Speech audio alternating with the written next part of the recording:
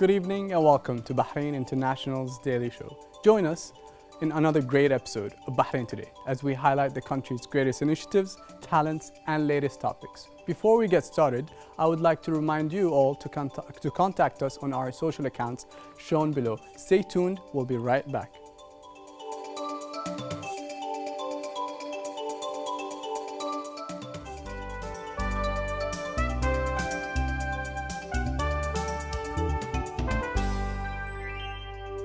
Creating Mekmin was one of the most challenging tasks along with the team. The students believe that no other activity has taught them as many educational skills as Model United Nations did.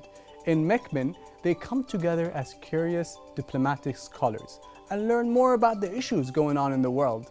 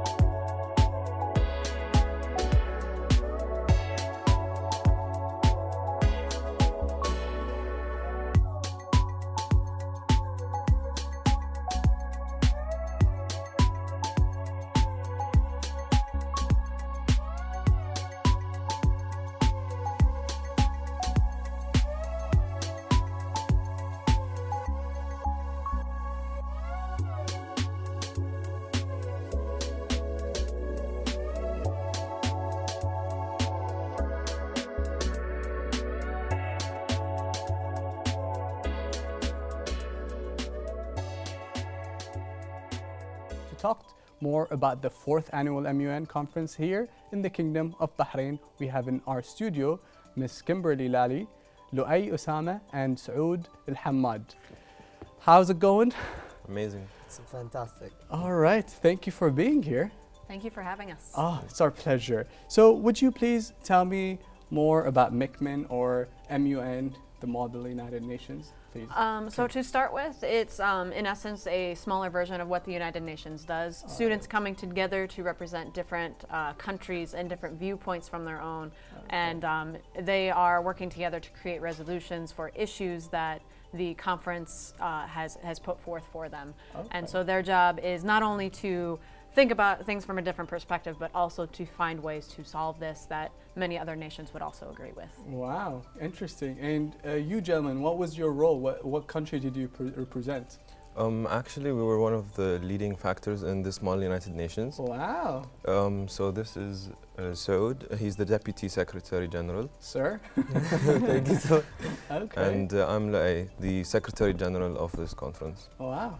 Impressive. And how come it was you two that led the other students for the MUN? Why not some other student? We were No, go ahead. we were chosen through interviews. So through MUN, you have to do interviews to be chosen as a head. Because we were chosen through interviews, and we had to choose our teams for head of security, head of runners, head of admin, to make this conference happen and to make it turn out the way it became. Impressive. And how was it valuable? What did it add in you for you to be the deputy and the secretary general? So it was a combination of everything. Our beloved director, Ms. Kim, selected us through interviews with our former Secretary Generals and Deputy Secretary Generals, Mekmin 3 last year. So it took a lot to learn and progress through the years, especially when you have a team of 22 and to leading them and just getting them to where they want to be. Right. So, Saoud, what did it add in you? It added me, I developed my researching skills for university and socializing skills with other people. And I've gained so much responsibility in terms of getting my tasks done before time and putting or managing my time in general, and that would help me in my future career. As if inshallah it happens, if medicine is what I want. All right. And do you have any role models like Ban Ki-moon maybe, or anybody from the UN? Actually, my biggest role model, I would say, is Louis Capaldi. We placed him in our opening ceremony video last year, and to be honest, his voice just gives out an amazing tone and motivates a lot of people. So what would you tell the fellow people that have not joined yet? I would tell them to join. It is an amazing program, especially for your soft skills. When I joined MUN, my public speaking skills were down, they were really bad. But through MUN and through attending opening ceremonies and attending and speaking in front of 22 delegates or 50 delegates sometimes, it really just upgrades your... Definitely. And what's the plan for the MUN next time? Oh goodness, we start here in a few weeks. We're going to begin preparing for it already here in a few weeks. Huh? Yes. Okay. So our other student that is sort of a leader this year, she was in the process of learning everything first from these two, and working with me to find mistakes and improve even for next year as we're progressing throughout this year. So she and I will sit down along with these two. We will pick, go through interviews again, the Deputy Secretary General, as well as the new future leader for the year after that, and as well as the head teams possibly this year as well. Impressive. And what topics do you think you're going to be discussing next? Oh, goodness. That is kind of, I think that's more up to one of our heads that's actually in charge of that, but we do try to incorporate things that are a little bit more, not necessarily discussed commonly throughout the United Nations conferences that you hear, but also things that are more up to date, more modern. But it is, in essence, we have a head of councils that is in charge of that to write those very issues that we will be discussing. Right. So regarding the issues that you've discussed in the last MUN, was there any environmental issues that you've discussed? Yes, actually there was a whole council about environment. Okay. It was the United Nations. It was the United Nations Environmental Program.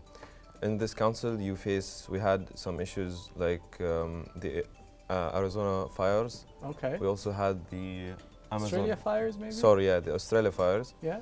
And it's 22 councils with 2 issues in each council. It's hard to remember. And that's what makes MUN special. That right.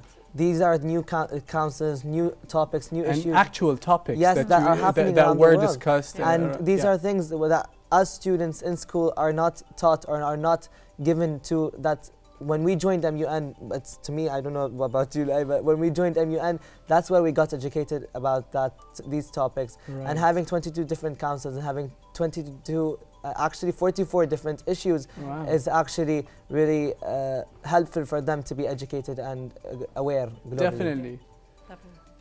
Thank you very much. Thank you very much. And that's it for the day. Thank you so much. Thank you for having us. Viewers, stay tuned. We'll be right back for more.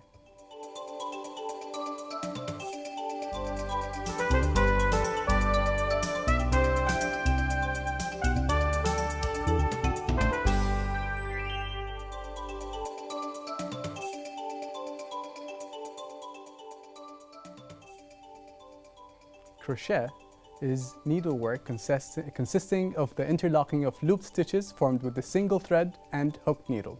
The name is derived from the French term crochet, meaning small hook. Tonight in our studio we welcome Haifa Al-Msayfar, who is a professional crocheter. Hi ma'am, how are you? Fine, thank you. Thank you for being here. Thank you. Tell us about your business. When did it all start? I started in 2007. All right. It was by chance only. All right. I used to work as a school nurse that time, and I was preparing some lectures for my students, Googling some information, and by chance I found a crochet teaching web page. Cool. And from that moment, it all started, huh? yeah, from that moment it started. To love and this. You've never done it in your life before? No. Nobody in your family? No, at all. Just one step at a time and then all this? Yes. MashaAllah, that's impressive. And what inspired you to improve and make it a business? Actually, it is like a challenge for me. Okay. Okay, it started like challenge. And in between, I'm getting some orders, small orders from my friends and my relatives. What did you start doing in the beginning when you first started? Some doilies like this one. Okay. Okay. Yes. And these they usually this is put it for on table, the table, right? For table, yeah. Yeah, okay. Table doilies. This is what you started with. Yes. Cool. Okay. And then. And it was so funny because all mistakes it was there and all. Self-learning only. Yeah, I started with understand. self-learning. I didn't enter any course or anything. Right.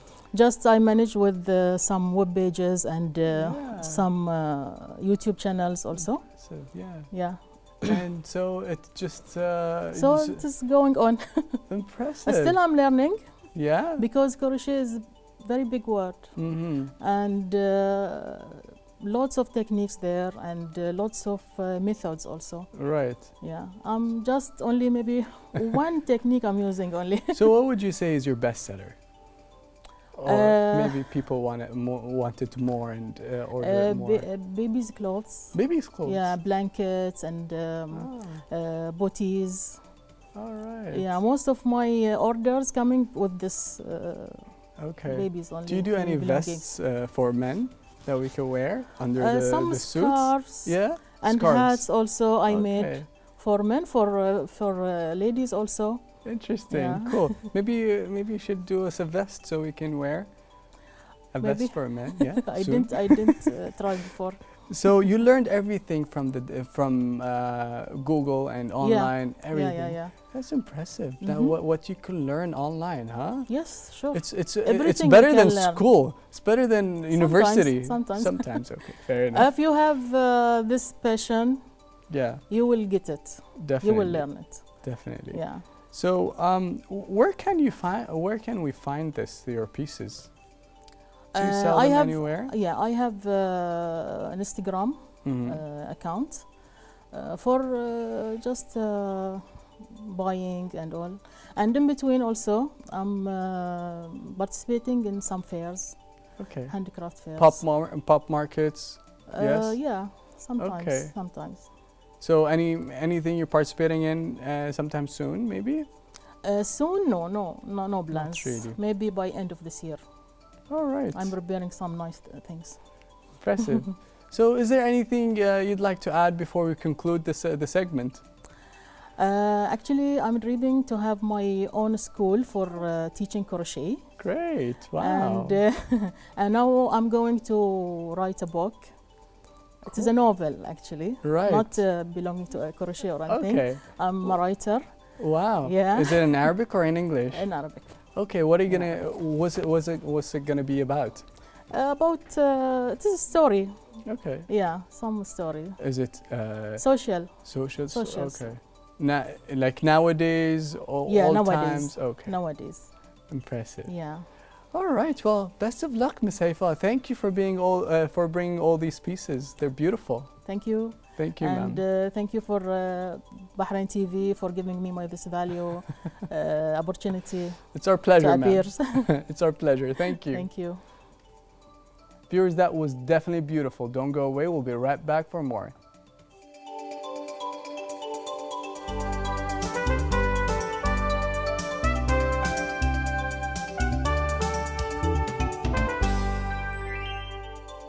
Want to learn more about specialty coffee? Are you a home barista, eager to learn more? Or are you thinking of starting a career in your coffee industry? You will find yourself in the following report.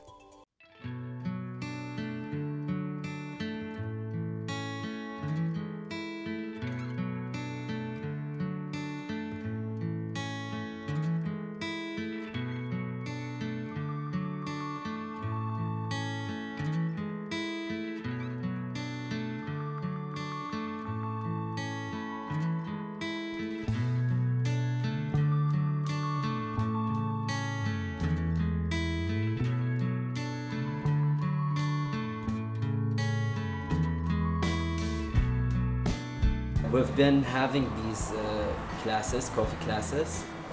They are specifically for people, for enthusiasts and people that are wanting to open a coffee shop or they want to introduce specialty coffee to their businesses. They will learn with us what is specialty coffee, the origins, how to deal with the specialty coffee, and also they will know how to brew it through two different methods: the classic filter coffee and the espresso making.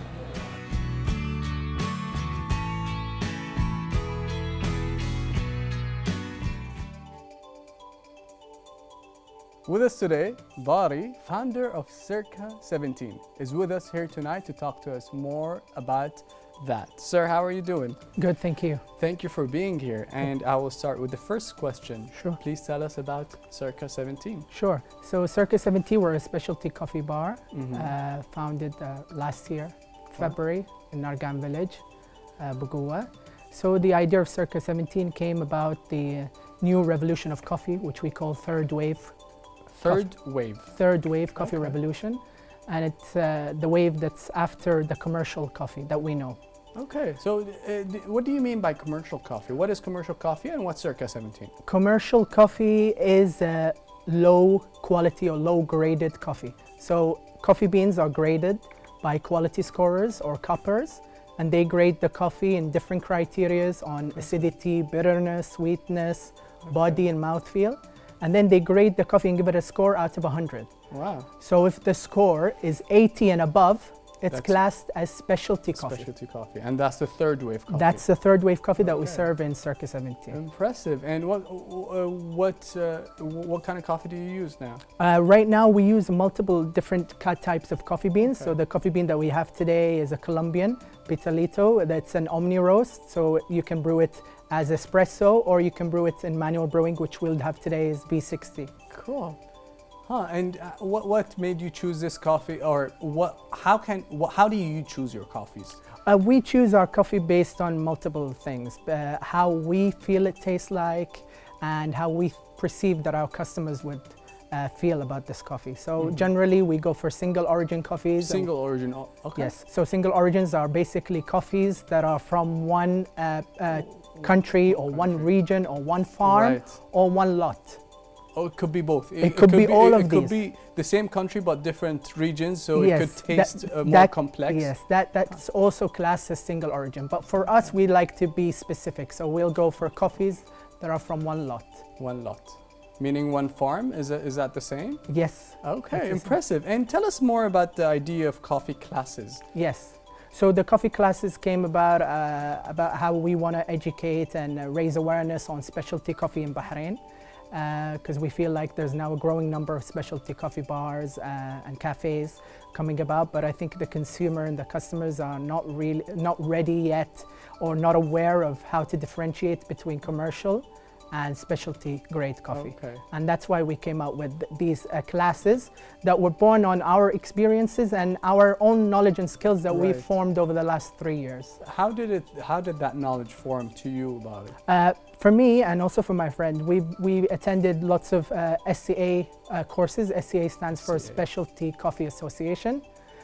So that's a known association for all specialty coffee professionals in the world. So we attended classes in Kuwait and UAE and in Europe. And from these classes, we learned a lot of things and we got a lot of skills, and that's how we formed our own classes. Impressive. So Mr. Muhammad is going to do some coffee for us. Yes, he's going to do V60 today. It's a manual brewing technique. Yep. So first of all, he's got beans. He's going to weigh the beans.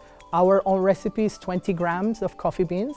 So he's putting it in a manual hand grinder. Okay. But usually at Circa 17, you've got an automatic grinder. We have automatic grinders, but we prefer to use this grinder. Because what we found is this hand grinder, it's called the Comandante. It's a higher quality and a higher consistency of grind. Impressive. So we're going to get the best great coffee today. Hopefully you'll get the pace. Try as much as possible. Impressive. Cool. So why did you decide to come up with the idea? Specialty coffee bar? Yeah. Well, it was an own personal journey. I found that I never really liked coffee. Yes, I always liked the green teas and herbal teas. I was never a coffee person. because it used to give me heartburn, a lot of indigestion problems. Because of the high acidity. Yes, exactly. But then through my own knowledge and through my own reading, coming from my backgrounds more in the medical field, so I came across a lot of research and a lot of news about something called specialty grade coffee. And I learned about it, and I tried to experiment and taste it, and I found that the after effects, the side effects, you don't get them because of the higher quality. Higher quality Arabica. Yes. No robust. Yes, and no blends, single origins, and medium roast. So if it's not single origin, would the quality go down? Yes and no, but generally the whole idea of blends are formed as a way to basically not have so much waste. So if you're a coffee roaster, you roast many coffees from different origins, but you have a specific origin that's selling more. So you want to move the other origins. So how best to move it? Make it a blend. But why not? Because I understand that different coffees, different origins has different tastes, right? Yes. So some of them has like chocolatey, some of them are nutty, some of them whatever. So why not bring them together in a perfect complex way to have that complex taste? Would that work? You can, but just like you said, first of all, we need to clarify it's not a taste, it's an aroma. So you actually smell. Okay. And it's the Thank you for correcting me. Yeah, no, it's a common misconception with people because we only taste 5 things. We taste salt, sweet, sour, bitter, and then we have a 5th umami taste. It's called umami. And it's basically like soy sauce taste or Japanese sushi food.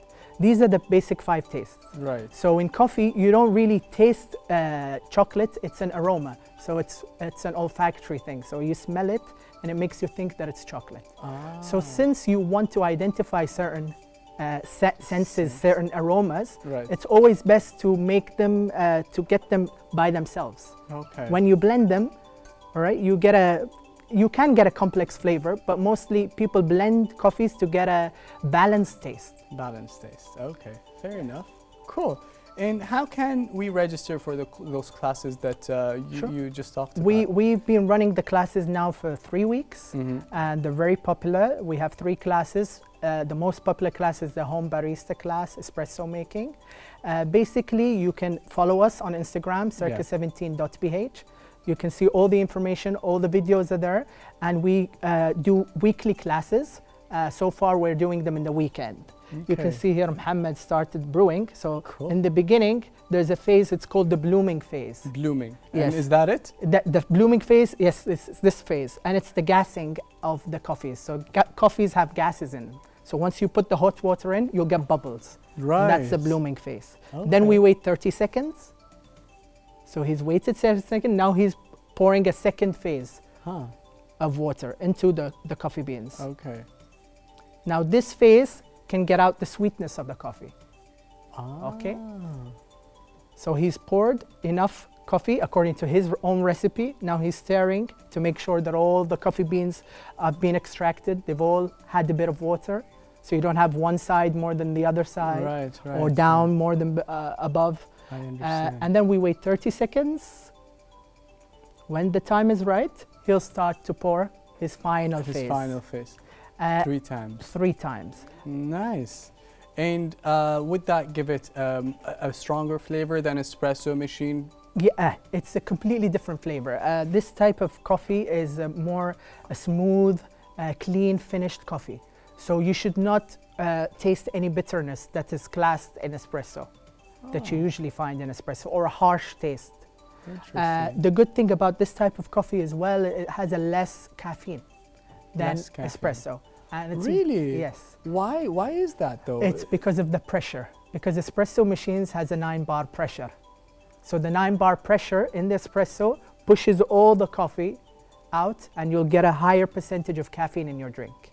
So a double shot is like 30 ml, yes, give or take. And this V60 is how many ml? This drink right now will come to 300 ml, but according to what I'm saying, has to be the same volume.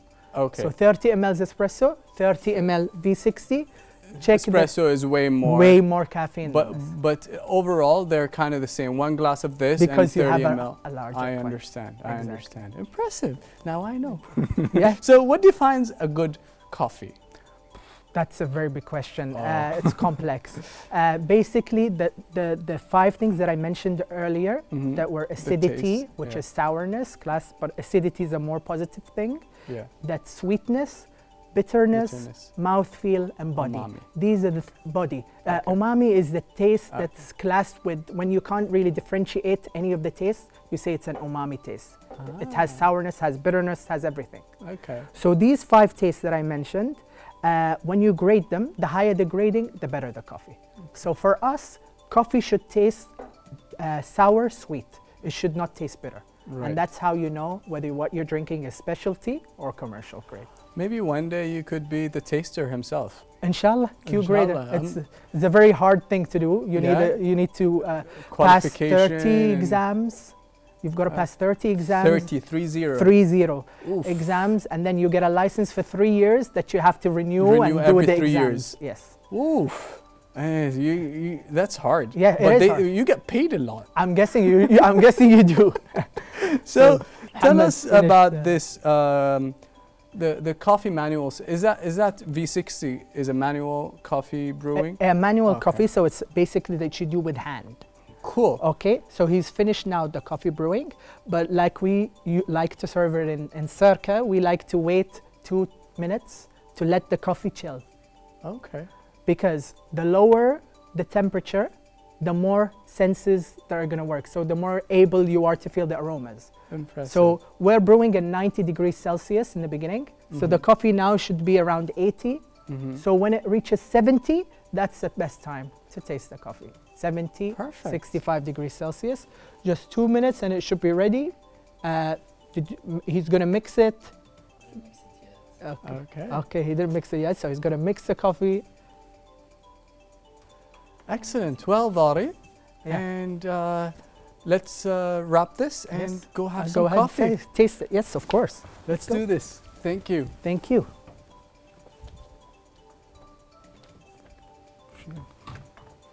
We'll taste the coffee.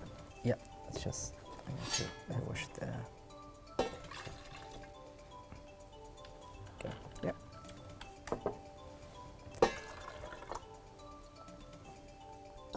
If you want to smell. Mm. Yeah. Coffee. Yeah.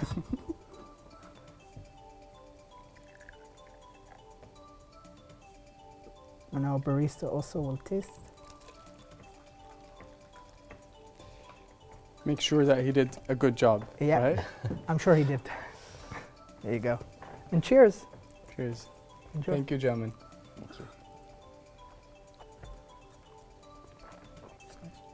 Viewers, that was an informative and delicious segment. Don't go away. We'll be right back for more.